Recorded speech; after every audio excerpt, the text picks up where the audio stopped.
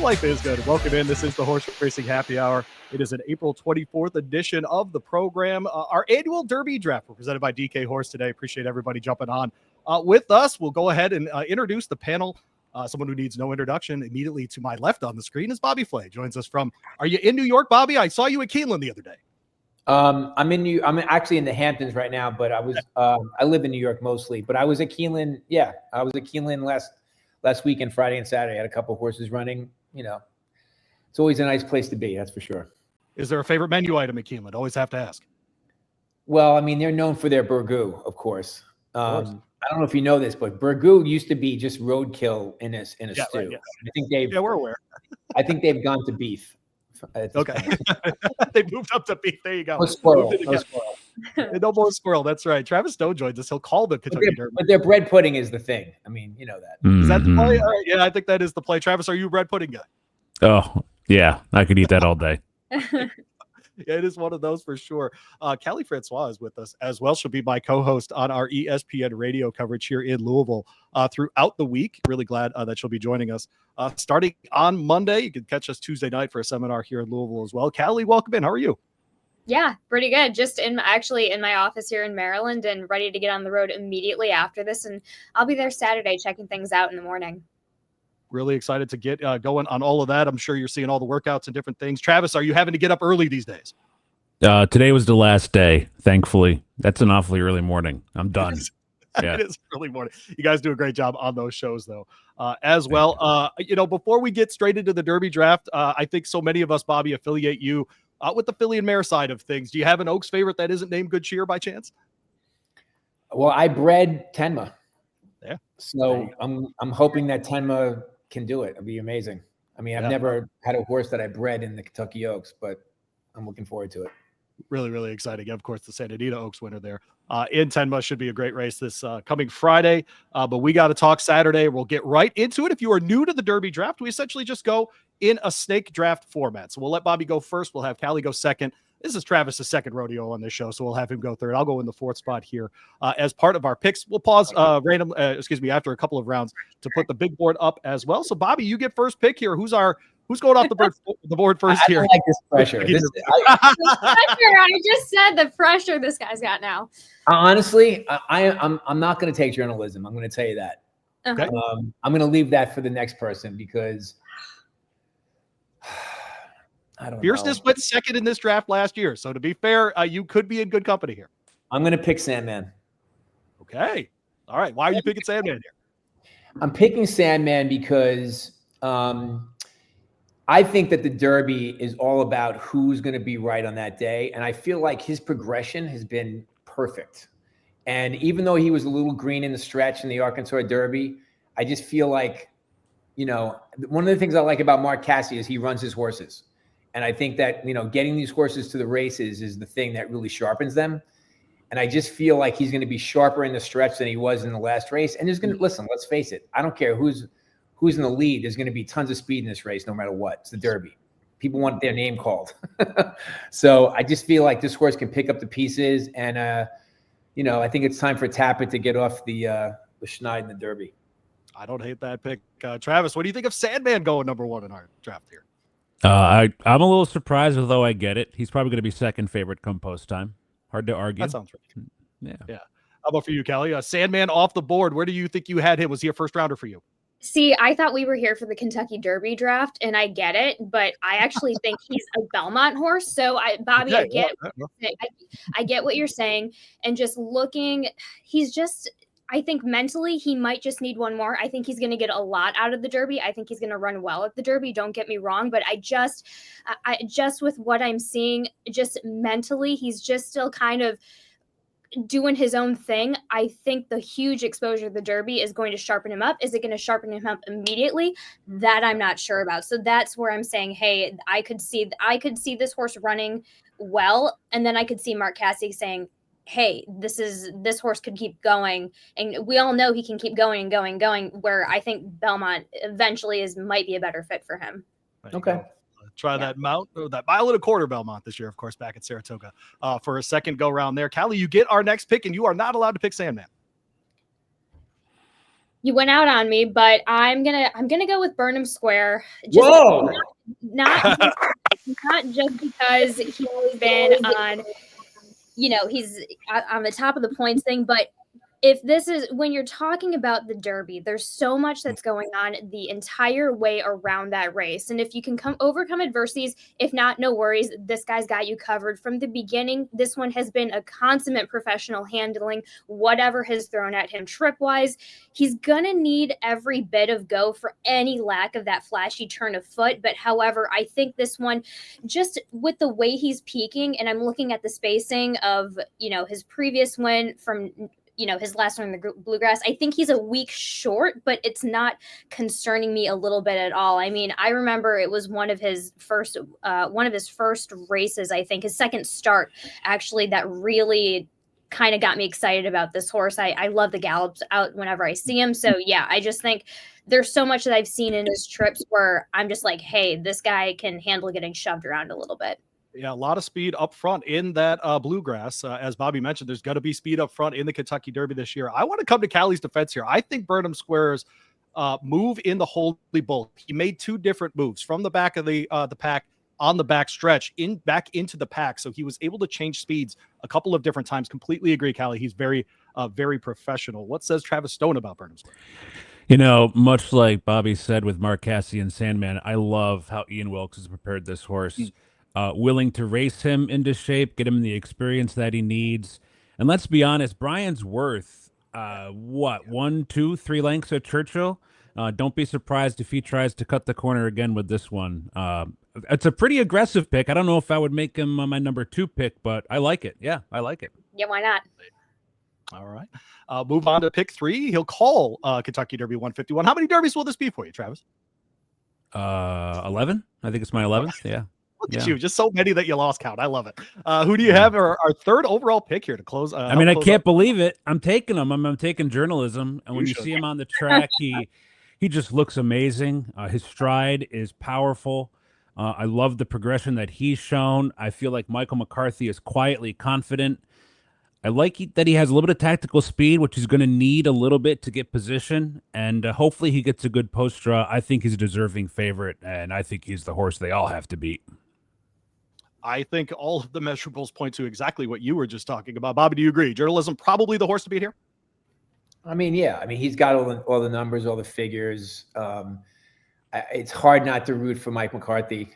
Right. Great guy. I mean, I always think about these kinds of races is like kind of like what Kali does is like I think about the story afterwards. Like, can I see the story afterwards? Like I can see Michael McCarthy in the winner's circle crying his eyes out the fact that he won the Kentucky Derby, and he's such a great horseman. So I'd be incredibly thrilled for him and Aaron Wellman and all those guys. But the one thing that I'm going against, and I'm not just rooting against the favorite because he's a favorite. I think he's a spectacular horse. He won against small fields in California, and this is going to be a new ball game. If this is 20 horses, it's the cavalry. Who knows how he's going to react? And I feel like his cruising speed sometimes takes a while to get going, and if he gets checked once, it's over. Mm-hmm. So that's just my feeling. Of course, his run started with a first-place finish in December's Los Al Futurity before winning the San Felipe and Santa Anita Derby. In back-to-back starts, will be the first Santa Anita Derby favorite in a while in the Kentucky Derby. I get to go fourth here. I can't believe what's still left on the board for me, but I'll go ahead. I'll take the second-place finisher in the Florida Derby this year in Sovereignty. Really loved him breaking his maiden here at Churchill in Stakes Company in that Street Sense last year. Goes down, wins on debut as a 3-year-old in the Fountain of Youth. Doesn't have Junior Alvarado for that mount in the Florida Derby. Manny Franco has to come down from Aqueduct and try to time that ride. I thought he still looked really, really good right behind Tapan Street. We saw this a couple of years ago with Mage as well. So give me Sovereignty here. I can't believe I'm getting him fourth. Feel really good about that one. Kali, what say you about Sovereignty? Yeah, I just love how just a big, solid individual he is. He has that type though, where he's so big, but you're surprised that he can kind of pack that 1-2 punch down the line.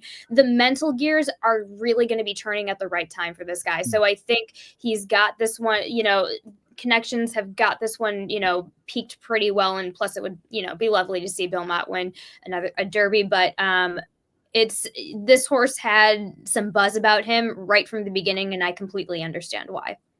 I think Bill Mott should have to wear the riding helmet when he gets into the winner's circle. I think that's something that he should just have to have on all the time. I love it so much.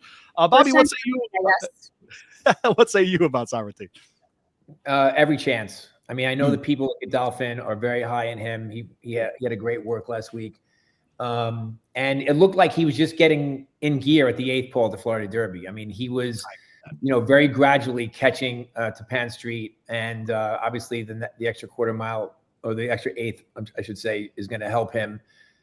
Every chance. If he wins the Derby, no surprise. Yeah. Do you agree, Travis?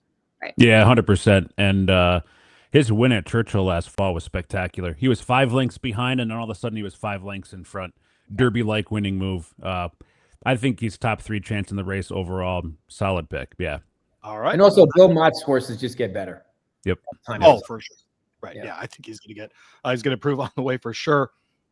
I'm going to go with one that I got to see here for the 5th pick, that I got to see in person, winning the Wood Memorial, the fastest since Frosted as far as the speed figures in. Rodriguez. Really liked his performance. And frankly, in a year when we're going to have several horses try to get to the front, talked with Mike Smith the other day. He told me he thinks this horse can find another gear and will be able to sit just off of it. I do think East Avenue is the fastest horse in this year's Kentucky Derby. I think Rodriguez, though, belongs in that company. His dad, a couple years ago, in Authentic, wins that September Derby with a very similar running style to what we saw in the Wood Memorial. So give me one of the front runners here, just because if I'm going to take a deep closer like Sovereignty, I should certainly have one at the front of the pack as well. So 5th pick here, I'll take Rodriguez. We haven't had a winner of the Wood win the Derby, of course, since 2000 with Fusaichi Pegasus. Travis, what do you think of Rodriguez's chance? I'll be honest with you. I've liked this horse all winter. I felt like he had suboptimal trips in the 2 races out west. So when he came east and won the Wood, I was not surprised. I'm a little bit concerned that he just gets cooked on the front end. Sure. Mike Smith, though, Mike Smith has set some very fast paces in the Derby before. So if they want to go with Rodriguez, I think they're going to have to really go. And I like this. If he gets away with a 46-3, 46-4 half mile, and he's in front heading to the far turn, he might be tough to catch. Bobby, the Wood Memorial up your way there in Queens. What did you think of Rodriguez's performance there? What do you think of his prospects in the Kentucky Derby? I thought it was a good performance for sure. I don't know. I think he's going to have 4 or 5 horses breathing down his neck, or he's going to be part of that top 5. I don't know. It just seems like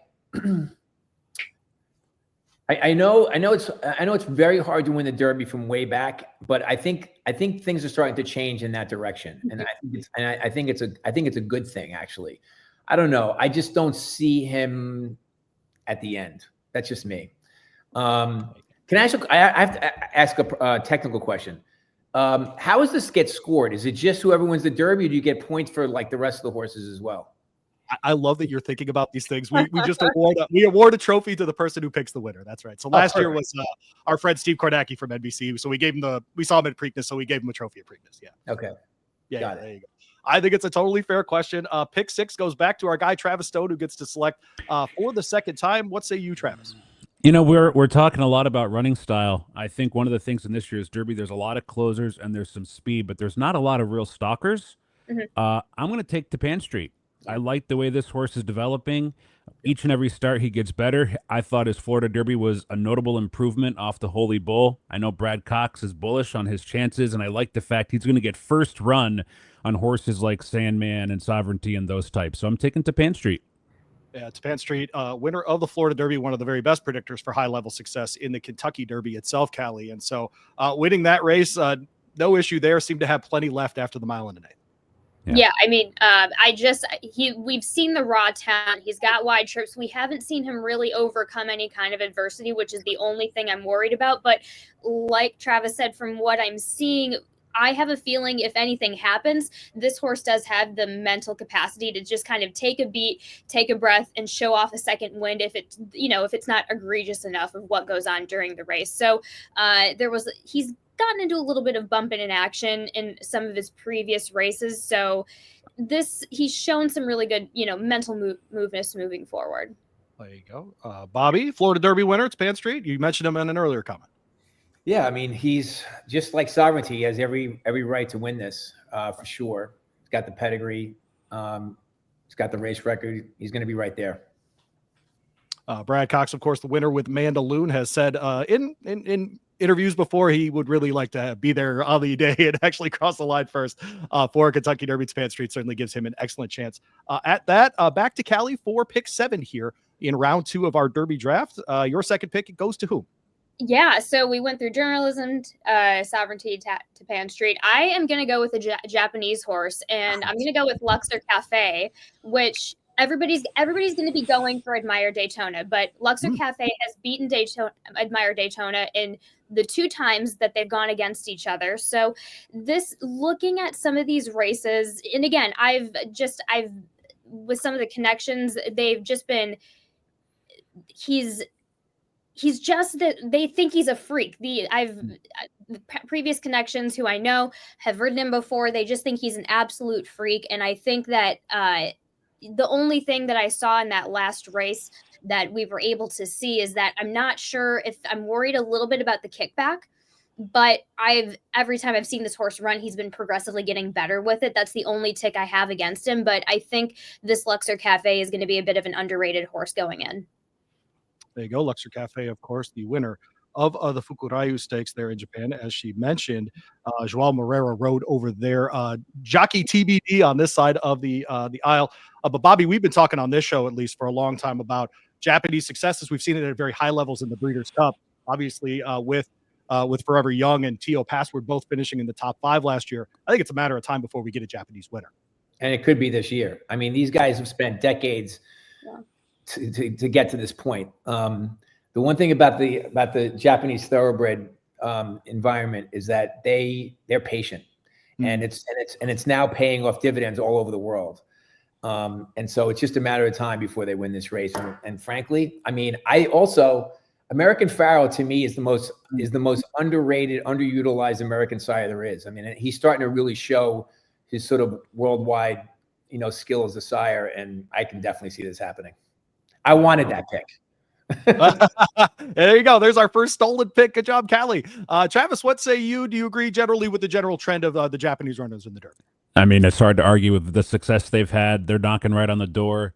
There's a great replay between Luxor Cafe and Admire Daytona late last year. They raced against each other, and they were 12 lengths ahead of the third place horse. It was a real dogfight. If you get the opportunity, pull that replay up. Won't be surprised if this horse wins. He's actually going to be a good price, too, unlike some of these others where you've had to swallow shorter prices. Luxor Cafe is going to be 15 or 20 to 1. And his move to win that last race was pretty powerful. Derby winning move. So won't be surprised if he's wearing roses come next Saturday. He could be a stalker also, which is kind of rare. That's going to be the plan with them. And I think Louie Moreira is coming to ride over, unless I heard differently. Yeah. Well, there you go. All right, closing out round 2, then we'll show our big board and what we've gone through so far. Pick 8 goes back to Bobby Flay. Go ahead, Bobby. Well, I'm going to pick a shock the world horse, Publisher. Nice. Okay. I mean, I think, look, we've picked a lot of really good horses up to this point. Right. I can't count out Steve Asmussen in this case, and he's in this race for a reason. I know his record isn't, what the other ones are, of course, but I just think he's got a shot. Steve Asmussen, of course, a very, very big favorite on this show. If you've ever wanted to hear Steve say his own last name, that's how it sounds. That was outside the stakes barn at the Preakness a couple of years ago. We got that sound. What make you a Publisher here, Travis? Will you be surprised if you call the maiden win in the Derby? No, not at all. Steve deserves a Derby. I mean, I'm happy for the Rich Strike connections, but he got robbed when he snuck up on the rail in Epicenter. Epicenter was so good that year. And I love the way both Steve horses are coming into this race. I think they both got big chances. We've seen stranger things than a maiden win in the Derby. Let's put it that way. I don't think it's out there at all. Of course, the second place finish behind your other pick there, Bobby, in the Arkansas Derby. So we go to the big board here. And as you can see, we have Bobby with Sandman and with Publisher. So coming out of that Arkansas Derby. And Bobby, by the way, you're in good company. I work with Frank Angst at Blood Horse. He thinks the Arkansas path to the Derby was the best path. And so at least you have that all covered, except for Coal Battle, of course, which you could take next. Travis has Journalism, coming out of the Santa Anita Derby, the winner there, and Tapan Street, the winner of the Florida Derby. I got to say, that's a pretty good first round, Travis. You got to feel yeah, I'm not complaining. No, I like my spot, 100%. Kali gets the Bluegrass winner in Bird of Square.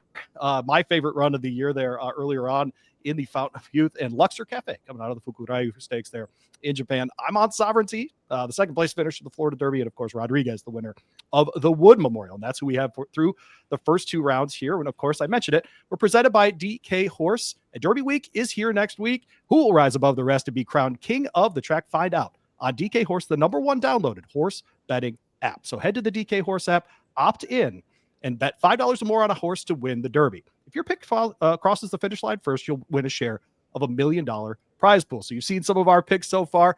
Maybe you want to go with a shorter price horse and get a little bit less of a payout on that $1 million pool. Maybe try for a longer shot. Just costs you $5 and just opt in. So who will reign supreme? Download the DraftKings horse racing app and use code HRHH. That's Horse Racing Happy Hour, HRHH on DK Horse. Bet $5 or more on a horse to win the Derby for your shot at a piece of $1 million only on DraftKings. The crown is yours. Gambling problem, call 1-800-GAMBLER, 18 plus, 21 plus in certain states to open, own, or access an advanced deposit wagering account and resident of state where DK Horse is available. Eligibility restrictions do apply.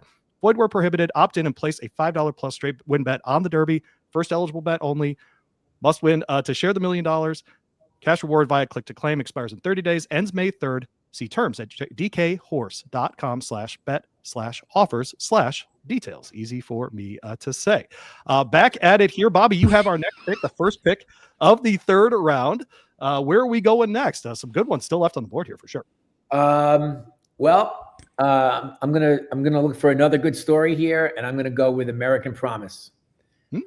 D. Wayne, Virginia Derby winner, baby, coming to the Kentucky Derby. I don't know. I mean, look, the one thing about him is that, you know, he comes up with amazing performances. I'm talking about D. Wayne out of nowhere. He's done this as well as anybody ever, and he's hard to count out. And so I'm taking American Promise.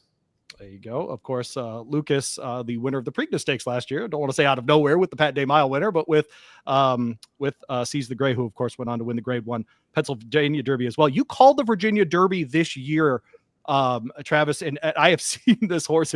He's huge. I mean, it's just a massive horse. As well. If you like the size of a horse, if that matters to you, I made a lot of money on Serengeti Empress in the Oaks a couple of years ago with that kind of approach. Travis, what you called this race? What did you see that day? You know, I think I don't think he faced much at Colonial. However, there's one thing about Lucas. He's not afraid to use some tactical speed. I would anticipate this horse being on or near the lead. And sometimes a lot of others forget to do the same thing, and they can get away with some stuff. The workout the other day was stout. I think this horse is going. And, you know, Lucas, he knows how to get his owners a thrill for a little bit of time. So we'll see if they can pan it out for the last half mile. Nick Juarez keeps them out here, which I love. Making the trip all the way up from the Southwest, the Risen Star, and the Virginia Derby with this one. He's been training at Oaklawn, but has arrived since then at Churchill Downs. We go to Kali Francois for our next pick here in the third round. I'm in between two, and I wish Bobby would have gone a different direction to make my life easier. Okay, let's go with another out of the park horse. He's going to be seen as a little bit of the wise guy horse, but I'm going to go with Final Gambit. Okay. Winner of the Jeff Ruby, of course, coming over from Brad. You got to trust Brad. I know that Brad is kind of like, well, they're coming in a little bit on a whim on the Derby. What sold me on this one is that obviously you can't I don't look too much at the way he traveled in the Jeff Ruby, but I looked at one of those latest works. I loved what I saw on the dirt with this one. So I think that, obviously, again, I think he's going to be a wise guy choice. I just didn't, I loved what I saw in that work when I saw it. I think that he could potentially be fun. Rich Strike, a winner of the Derby. Two fills, frankly, ran much of the best race and losing age in his Derby as well, coming off the Tapeta there, Travis.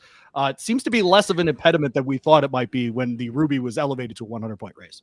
Yeah, that's fair. My issue with Final Gambit is that race collapsed completely, and he came from last. The other horses came from the back, and some of the speed wilted. But the workout the other day did look good. It's just different when you have to breeze 4 or 5 furlongs versus race 10 furlongs. That'd be my only quibble there. And this without a doubt, Final Gambit. I think he's officially been labeled the wise guy horse this year. He's going to get bet quite a bit, I think. Yeah. He is very professional. I will tell you that, both on the track and bathing, all the things at the barn. He's very, very professional. Bobby, are you comfortable playing these Tapeta horses? Is that an angle that bothers you at all? It does. It bothers me a little bit. Yeah. I mean, because I do what most people do, which is I look at Tapeta as more of a sort of a grass form. Just those horses sort of seem to pair up in that direction. But listen, we've seen this happen before, and it can happen again. And also, it's a great horse, so why not? He is a very good horse. We saw with Animal Kingdom 2 before, about 15 years ago. Travis, our third pick here in the third round. Yeah, I mean, y'all going to keep giving me these final round prep winners. I got to take them. I think Tiztastic is really interesting in this Derby. As we've talked about, Steve is such a great conditioner of horses and allowing them to develop and get better with age. This will be career start number 9 for Tiztastic. His last race was Stout. It looks like he can run all day. I mean, they could run the Derby at 10.5 or 11 furlongs. I don't think there's any issue with Tiztastic getting that distance. And with the projected pace, and I love Joel Rosario on a horse like this in the Derby. He's done it before. He did it with Orb. So give me Tiztastic. Tiztastic, of course, as he mentioned, ran the longest of the Derby preps alongside the UAE Derby at 1 mile and 3/16 there. Fairgrounds in New Orleans. Bobby, what do you think of that Fairgrounds route to the Derby this year? Yeah, I mean, definitely one of the ways to go. I mean, listen, there's only a handful of preps, in my opinion, that really, really matter, and frankly, that's one of them. Yep. So, I mean, he definitely has a chance for sure. Big step forward from a 5th place finish there in the Rebel after a 3rd place finish in the Southwest. I get to go next here. I'm going to take what I think is the fastest horse in this field. I'm not at all sure he's going to get the 10 furlongs on Saturday, but that's East Avenue, trained by Brendan Walsh. I love how this horse has been moving over the Churchill Downs surface since he's been there. I think his run in the bluegrass is wildly underrated. I think if he gets there 0.2 of a second faster, he wins. We're not talking about Burnham Square the way that we are. We're asking the question more, hey, can East Avenue get the distance? I thought that run in the bluegrass, like I said, really, really underrated. I think he's the fastest of a race that's going to have, as has been pointed out on this show many times, multiple front runners in this spot. Bobby, do you think he can get the 10 here?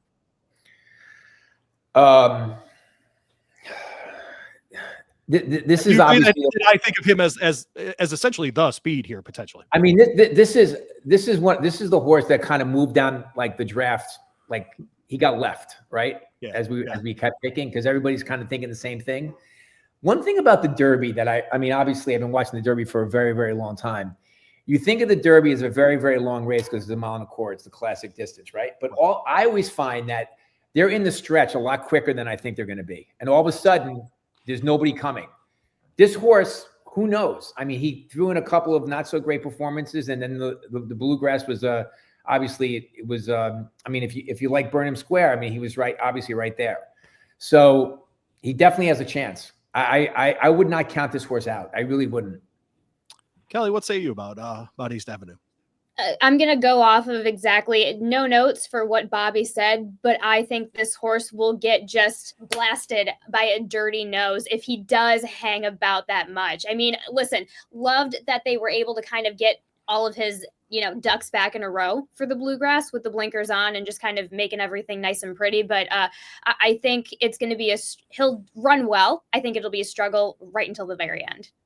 All right, I get to go next year. First pick of 4th round here. I'll go.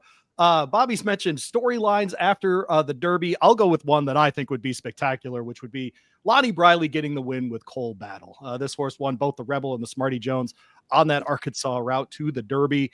Finished 3rd in the Arkansas Derby. Reminds me a lot, frankly, of how Mystic Dan came into the race last year. And so I'm going to use Cole Battle here. In this spot, actually really like getting him here in the 4th round. I think it's a pretty good value as far as that concerned. I've seen him anywhere around on the morning lines at 15 to 20 to 1. I think that's a very playable number. And Travis, where do you think he'll be sitting in this field? He's got real push button speed. I think a lot of people equate him with being more of a closer type, but if you watch his replays, he breaks sharp and he can go where the rider needs him to go. I think they moved a little bit early in the Arkansas Derby, so I'm anticipating a little bit more of a patient ride, but he has enough speed to get position early and not get shuffled out. So I think he's definitely on the underrated side of the ledger, if you will. He's got to get a little bit faster late. He's kind of a small horse, so if you're watching the workouts, look for the little red piping on his all of his accoutrement, if you will. Kali, what do you think of Coldown? Here's the thing. You get that feeling when this horse runs that he leaves it all on the track. But at the same time, I think there's a little bit more that we see of him where we don't see that with some of these other entrants. I think he's been put in a number of different positions and race configurations as far as the, a race tactic setup goes.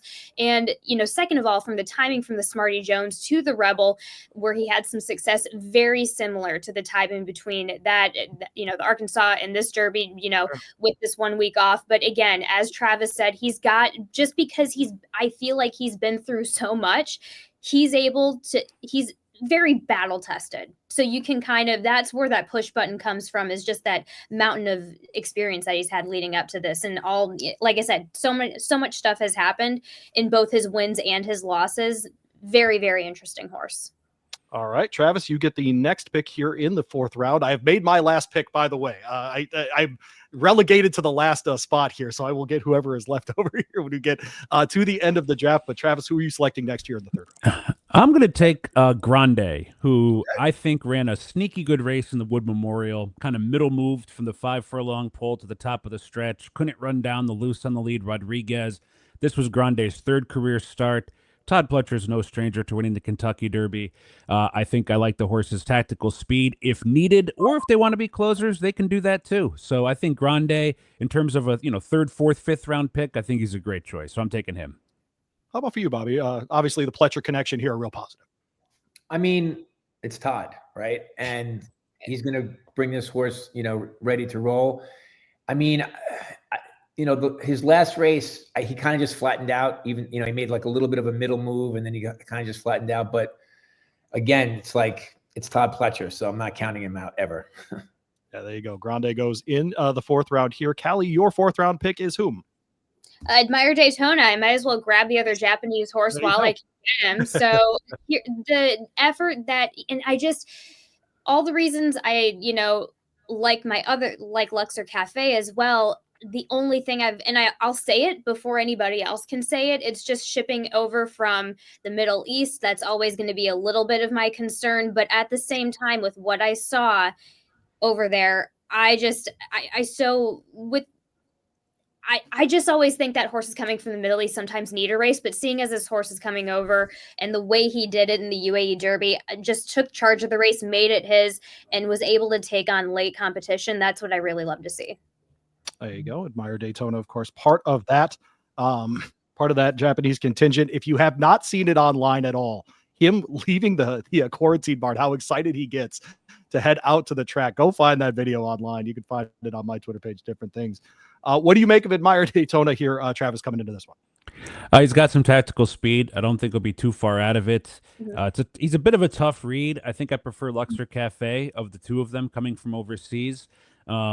I think they also learned a little bit over the years with some of these horses they sent to the front in the Derby. That speed they don't typically see. We don't typically see in any other dirt race, even around the world. So I would expect more of a mid-pack type trip for him, even though they have a little push button if they need it. Right. All right, Bobby, your 4th and 5th round picks here, closing out your selections here in our annual Derby draft on the Horse Racing Happy Hour. Who do you have closing out the 4th round? Citizen Bolt. Nice. I think this horse reminds me of Thunder Gulch, which I'm dating myself. Long time ago. But Thunder Gulch was the Derby favorite, threw in a clunker, and then came back and won the Derby. Like, if this horse had run a good race in his last race, he'd be right up there with journalism as one of the favorites. Yeah. And dealing with a guy that knows how to win this race. Let's face it. Yep. So again, if this horse kind of turns his form around in the Derby, I would not be surprised. I agree. By the way, the last 2 winners, or last 3, I should say, winners of the Breeders' Cup Juvenile, and then their first race as a 3-year-old, 2 of them went on to win the Derby, and the other finished 3rd. And so Citizen Bull in good company there. Is there a chance, Kali, that we're just forgetting how good of a horse this is, and he's going to be second in his form cycle coming out of that Santa Anita Derby? Yeah, because I would be one of those people forgetting about that. Listen, I had this horse as my Breeders' Cup top pick. And I'm quick. Here's the thing. I'm quick to jump off when I see a horse that is typically a speed horse and then they just get, so discouraged. So it's just a personal thing with me. But Bobby brought out a lot of good points, with Bob prepping him in. And then you brought up that great stat that just kind of has me sold a little bit back, but it's going to be an out for me on Citizen Bowl. All right.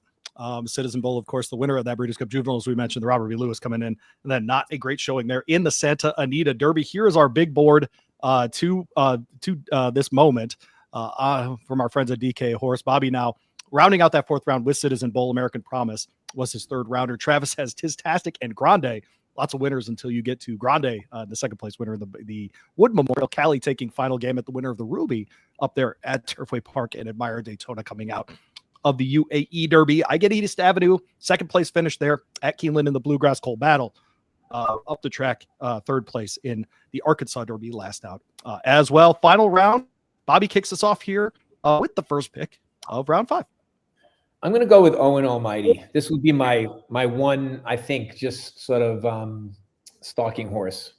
He's got some tactical speed, should be sort of, I don't know, in the top, maybe 4th, 5th, 6th, something like that, just in case the closers can't close, and if somehow the speed disappears. I mean, this is obviously a stretch, but I want a little shouting at the beginning of the race, so I'm going to go with Owen Almighty. Plenty of shouting with Owen Almighty. Travis, do you expect to say his name pretty prominently on the front? He might not want to get a mile and a quarter, but if you watch his workout today, he had a massive gallop out that went all the way back to the track kitchen, which is near the far turn. So that was a real stamina-inducing workout. Kind of surprised me, to be honest with you. I kind of looked at this horse as more of a Pat Day Mile type. That kind of woke me up a little bit. I mean, we are in the 5th round here. We're not talking about one of the favorites. I think it's a great pick as we get down toward the bottom for sure. All right, I'll take that. I think you'll get all of that. I think you're going to get all of 40, 45 to 1 on him, because I think people just will assume no distance. But frankly, we see it over and over. Tampa Bay, he dominated that race. He could have gone a mile and a quarter that day, in my opinion. So I think a great pick to get in the 5th round. Kali, your turn here in round 5. I mean, yeah, we're in the tail end of what we can kind of pick and choose, and I can't believe I'm ending up with this horse. But Flying Mohawk also coming. I can't believe I'm getting another horse coming out of the Jeff Ruby. But the thing about this horse is that I've also watched his works, and he's kind of got one tempo on the dirt. We haven't seen that on the turf. So this is going to be clearly a trip horse, as long as the connections aren't going to play the, hey, let's come from off of the pace game. As long as they send this horse a little bit into the field, you got a shot of, striking somewhere underneath. So I think, I think others have impressed me. With the way he traveled on the ground on the dirt, he's just got very much a one tempo on the dirt if he shows up on the dirt at all. Flying Mohawk, of course, trained by Whit Beckman, Louisville native, ridden by Joe Rum. His first Derby this year, comes out of that second place finish in the Ruby. As Kali mentioned, Travis is going to have to do his running later. But what I like about him is he was actually mid-pack for all of that race.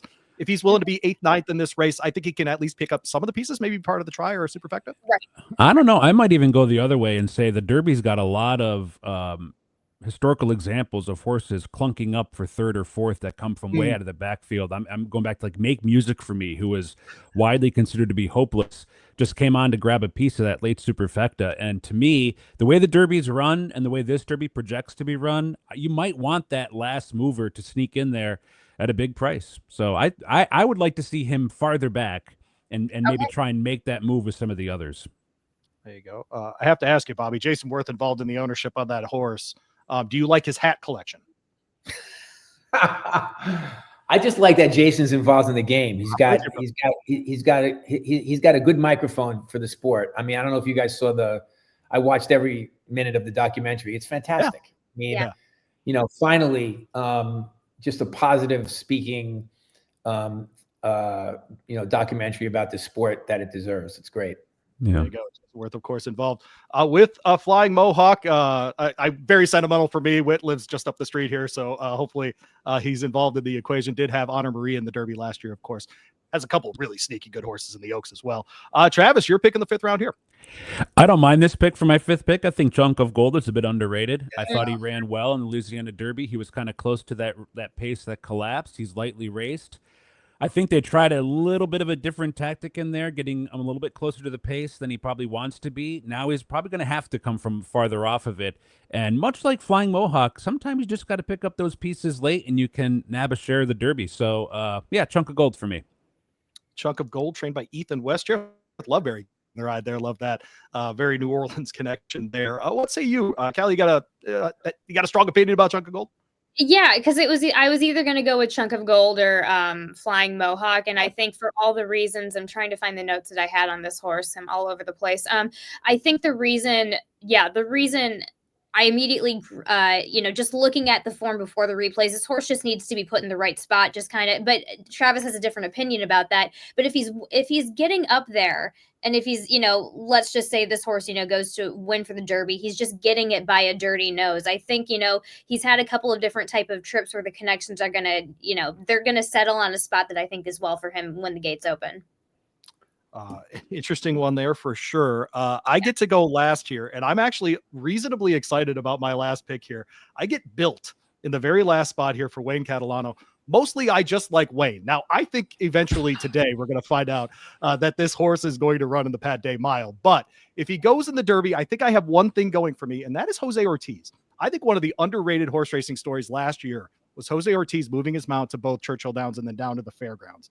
How successful he was with that move. He's very comfortable here. And if you're watching him at Keeneland at all, the guy is on absolute fire. So if I can get a jockey bump there, I'll take Built in the last spot here and round out our big board. So we go to that board now with our friends again at DK Horse. And so here's our top 5. I go to you first, Bobby. How are you feeling about your picks? I feel good about them. The one that kind of pinched me was when Kali took Luxor Cafe, because he could be anything. And I wanted him, but I'm really confident with my top pick, especially. And now I know what my I have my trifecta and superfecta box. Maybe that's right. Yeah, that's exactly right. Travis, how about for you, man? You got I'm sorry, but you have to feel exceptionally good. Yeah.